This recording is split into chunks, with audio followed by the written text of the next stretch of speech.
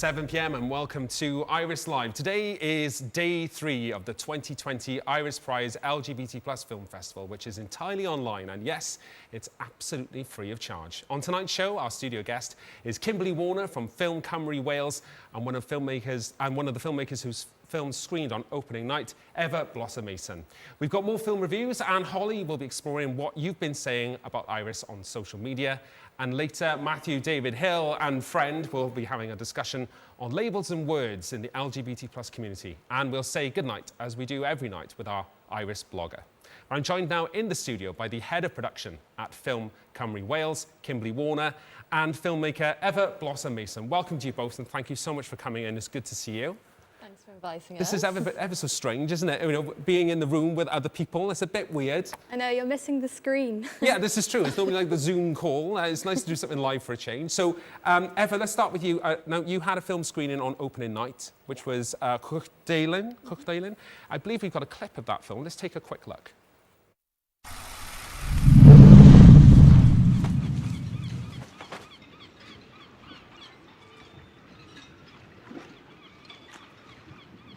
Mae'n hyfryd iawn fan hyn.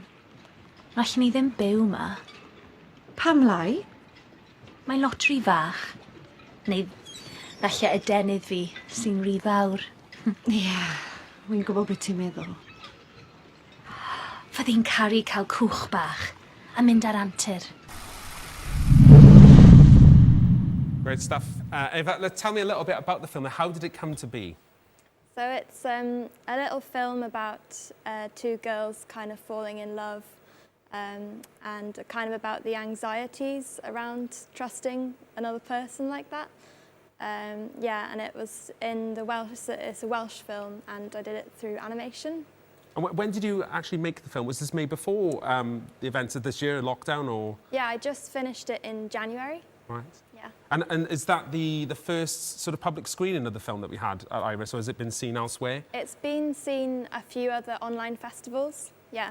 And so what's the reception been? Because, I mean, the comments we've had online were super positive. People were really excited about it. What's it been like for you? Yeah, it's been really, really nice, but it's strange because, like, usually when you have a film at festivals, you'll go and you'll meet people and you'll have, like, feedback in person. Mm-hmm. But this year, obviously, as soon as it was out, like, it's all just been online. Yeah. Yeah. And you've been involved in Iris for quite some time. You've been a sort of Iris family member. What does Iris mean to you? Yeah, I just absolutely love Iris. When I was, about 16, I was part of the Iris jury, and I got to meet other people who are interested in queer filmmaking and discuss films. So, yeah, Iris is very, very special to me. Yeah, and of course it's just great that we can have it this year. Maybe a little bit different than previous years, but at least we're having it, which is good. Kimberly, if we move on to you. Now, Kimberly, again, a long-time Iris family member, and tell me a little bit about your role at Film Cymru Wales. What exactly do you do there? That's a big question. I mean, so fundamentally... A lot of stuff, I'm sure. So Film Cymru is a development agency for Welsh films. So we work across funding cinemas, festivals such as Iris, also film education. My department is really the talent development. So what do filmmakers need to get to different stages in their career? Again, a very big task. And just structuring funds and events and training that might help. So if I'm a up-and-coming filmmaker in Wales, what is it that Film Cymru can do for me, and how could I get involved? Yeah, so we are really accessible as a film fund. We have regular talent surgery, so you can sign up, you can meet us. It helps if you have at least a track record in another creative discipline, but we do have kind of new talent funds. So we have 2 short film schemes.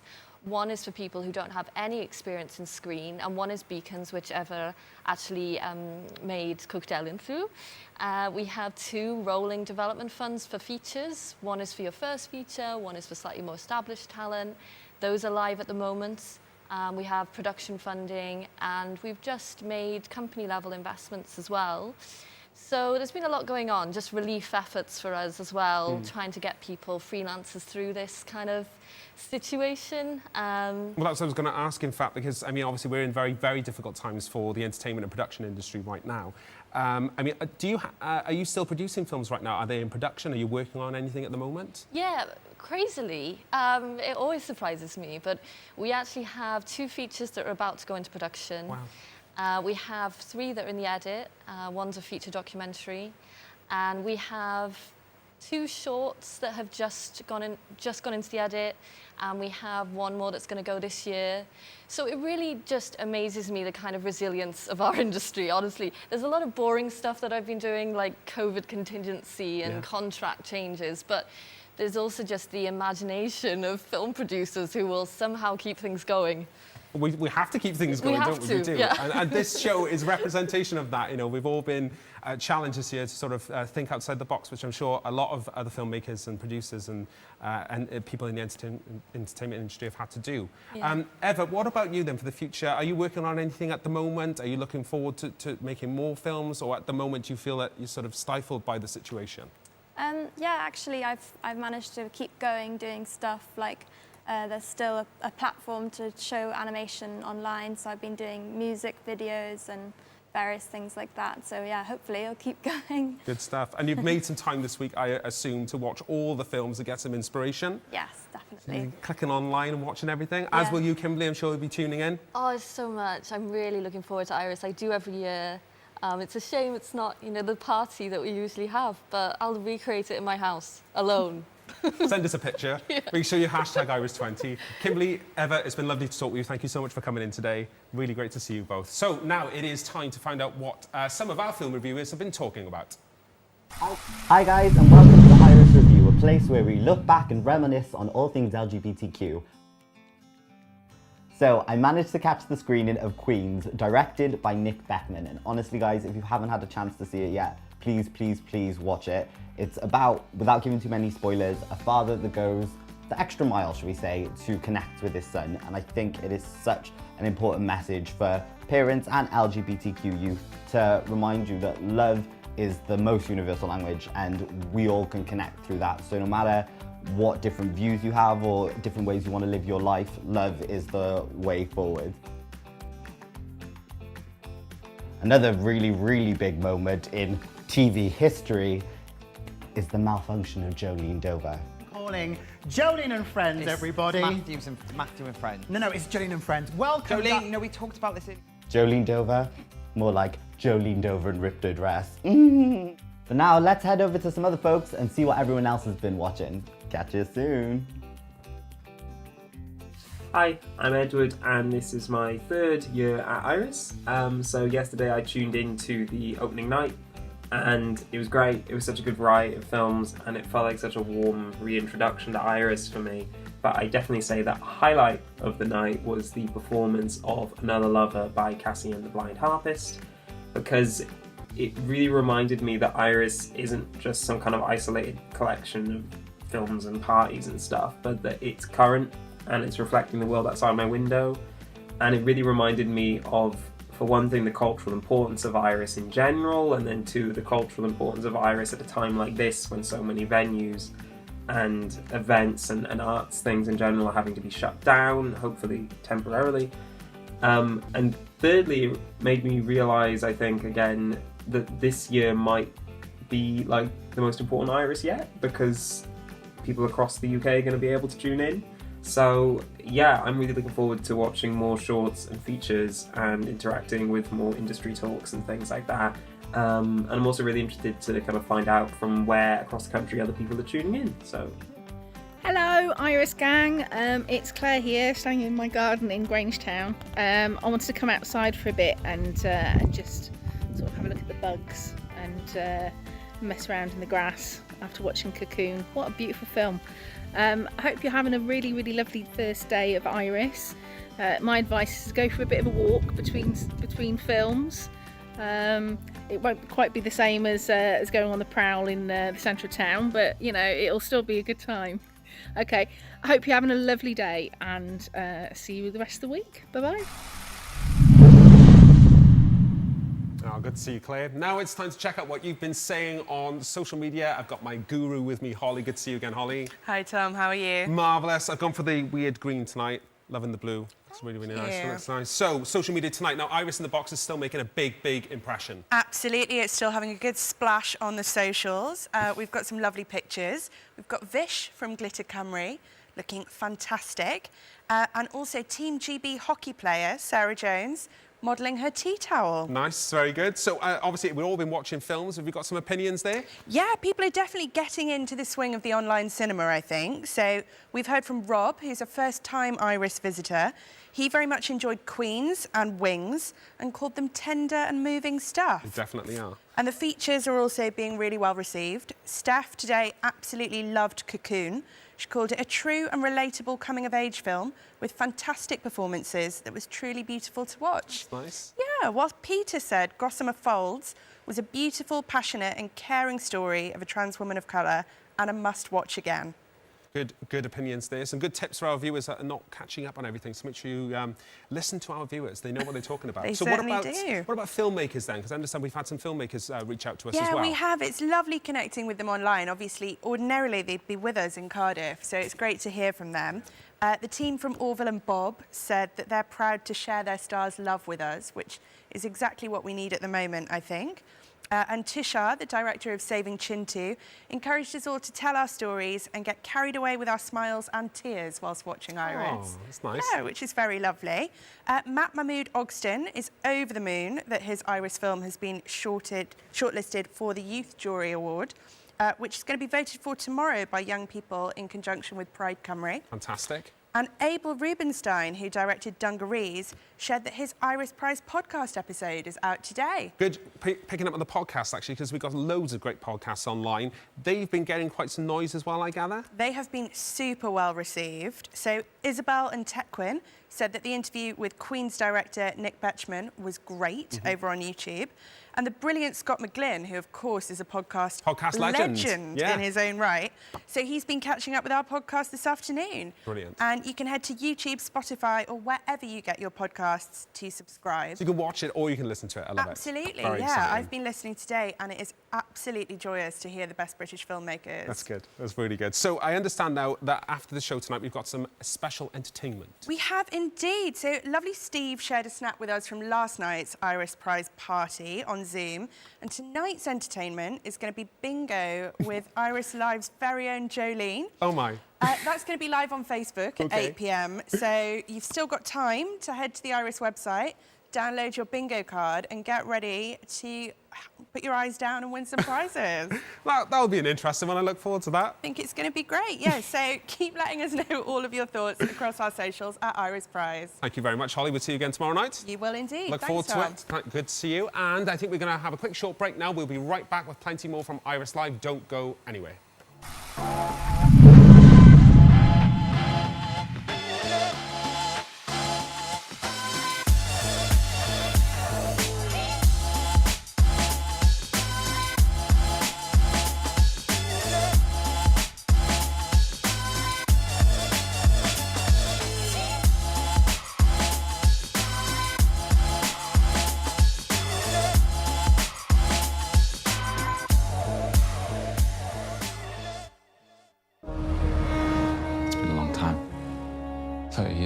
You should visit your old home. You look like your picture, thank God. My mother passed about a year ago now. Did your parents ever come back to Vietnam? Never. Where will you scatter the ashes? We're returning them home. I hardly recognize this country anymore. Why has it been so long for you to return?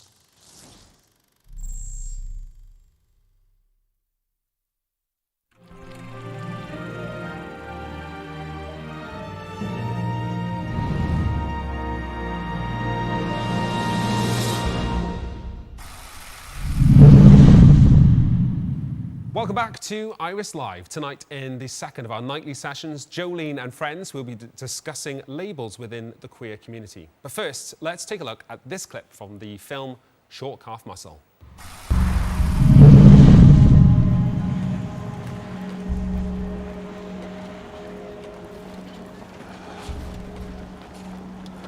Hey, gauw kleintje. Wil je een lekker klusje voor me doen? Nee. Nog niet? Oh, jezus, zag je niet, man? Nee, natuurlijk niet. Vieze kut, hoor.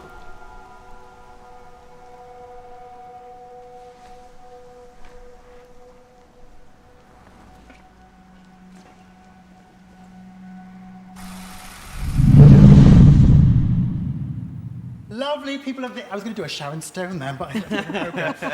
Welcome to the glamorous part of the evening. Yes, Jolene and friends. My hair is bigger, my dress fits tonight, and my co-host is looking as gorgeous as ever. I was nice then. Oh, that was nice. Lovely. I don't know what to do with that compliment. Well, let me ask you, would you call yourself a twink, an otter, or a bear? Don't even get me going on this one because it really stresses me out. Don't get stressed out. We're going to sort it all out tonight because we're talking labels tonight. And who's our guest tonight, Matthew? Joining us tonight is the one, the only, Anita Reynolds, actor and dear friend. Can I just say, you are outdoing me with the earring. I thought I was going to be the glamorous earring. She's got it. So let's talk labels in our community. What do you know about the labels in our community, Anita? Well, you know, LGBT. Yes. I got that right, You yeah? got that right, Good. yes. OK. The Q, Yes. the plus. What happened there? What's that all about? I mean, I don't get that. It started off LGBT, and then I guess as the years has gone by, we've gone a bit more inclusive. We've added in the Q for queer, we've added in I, we've added in plus, just to give everyone a kind of representation, I suppose. It's the diversity, isn't it? And I suppose where people don't feel like they fit into a specific box. Because we have to fit into boxes. That is, Yeah. that is how we function as humans, isn't it? How do we survive if we don't fit into a box? Who am I? But yeah, I think the plus incorporates everyone else. Yeah. Okay. So I think it's not just everyone else. If you feel like you don't fit into the LGBTQIA scenario, if you put the plus, everyone who wants to be part of our community is involved. Yeah. And I'll just say, I like to use the word queer. I think I've kind of reclaimed it. I think many gay and lesbians have. How do you feel about reclaiming words? Well, I mean, in the black community, there's a whole thing about reclaiming the N-word. You know, I say no, but I know there's a lot of young black men who say, this is our word. You know, we're going to use it and we're going to use it positively, reclaim it for us. So I suppose it's horses for courses, really, isn't it? You know, so you don't mind that other people use it, but you're very much, it's not my thing. I don't want it in front of me. Okay. I don't want it in my sphere. But, I mean, if somebody wants to, you know, reclaim that for themselves, then that's fine, I think, for them, but not for me. Not for you. No. And I think, still talking with labels, then we go on to pronouns, I suppose. So, respecting people's pronouns, he, she, they, them. I get around this very well, actually, Nita, because I just call everyone she. Which is great if you meet, like, a burly straight man, and then you turn to your friend and you say, she's a bit of me. Yeah, but that's a bit of a problem, because me and my friends through lockdown have decided to call everyone she, and then I'm going into the bank and I'm like, oh, don't listen to her, and then they're looking at me and it's like, I've got my friend Tom, and he's standing there, 6-foot man with a big beard. I'm like, but if he wants to be a she, he can be a she. She's a she. Well, I mean, I was doing a bit of teaching, and it's a new thing I've started to do.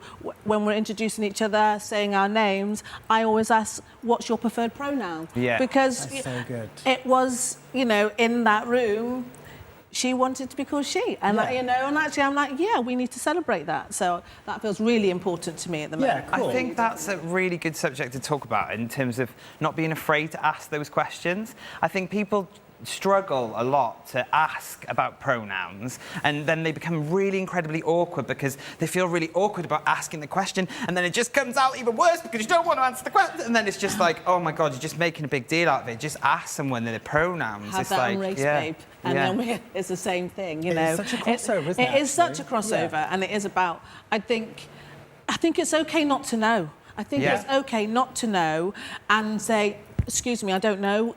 Is it all right if I say this? I'm sure you wouldn't mind. It's when people, you know, say, well, I'm not going to do that. Yeah. And 9 times out of 10, when you ask, people don't mind. People don't mind. Yeah. It's just respect, isn't it, really?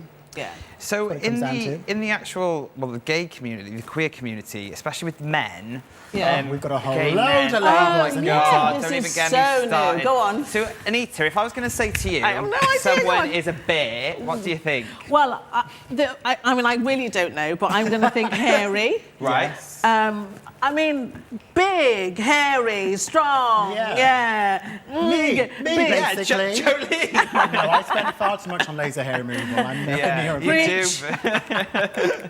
So we've got bear, we've got otter. What is otter? What do you think an otter is? I have no idea. I mean, I looked at a wolf, an otter. There's wolf. Apparently, They've added new ones in. Well, I don't know. Can someone I looked on the please? interweb. I think we need I looked on the interweb. I think we need a whole new show on just us figuring out What's what an these otter? labels are. But listen, Anita, thank you so much. I'm sure we're going to we've not continue run this out of time conversation. again, I know. have we? This is what they do to us. We have too much fun, Jolene. gosh. Thank you so much, Anita. Thanks for having me. Anyway, Thank you for having me. Hopefully we'll have you back one Yeah, day. we'll have a bath. All right. Yeah. Thank you, everyone, for joining us for Matthew David Hill June and Friends, everyone. Again. Don't forget, Yeah. same time tomorrow. Yeah, we'll see you tomorrow. Love you, Thank you very Matthew. much. Big love.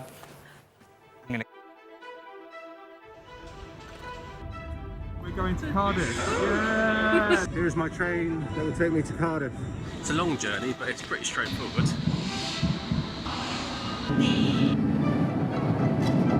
This is James Lucas, embarking on his multi-stage journey to meet his brothers and sisters at Iris Prize in Cardiff. I'm very excited to meet some of the team and chat about our short film movies. Myself and my producer have just got the train from London to Cardiff, and we're here to meet some of the Irish team. Here I am in Cardiff. Welcome to Cardiff.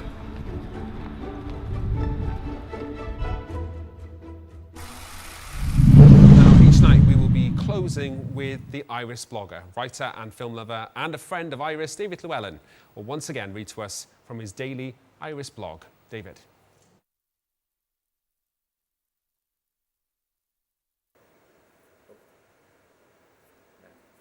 Thanks, Tom. All the emotions, all of them. That's how I'm summarising my first full day of watching this year's shorts. And I'm not the kind of person who cries at any old rubbish. The end of Titanic, Jack and Rose getting applauded in the afterlife. In the cinema, I laughed so much my boyfriend at the time dumped me. But so far, I've watched 3.5 programmes of the international shorts and the 1 programme of the British ones, and it's been emotional. Maybe it's because we're living through emotional times, but there is something intensely moving right now about seeing the world from someone else's point of view, from walking a mile in someone else's shoes. I hope this doesn't make these films sound dreary or downbeat. When I say all the emotions, I mean it. And if you've been watching along, you'll know they capture moments of joy, hope, and fun. They're lyrical and visually stunning and clever and silly and thrilling and everything else in between. All of life is there. I do have my favourites, and I'm sure you do too. But for now, my lips are sealed. For one thing, I am generally awful at predicting the winner. Dee Reese's Pariah is possibly the one occasion when I knew the winning film the moment I saw it, and that was 13 years ago. Maybe we've already seen this year's winners, but then again, maybe we haven't.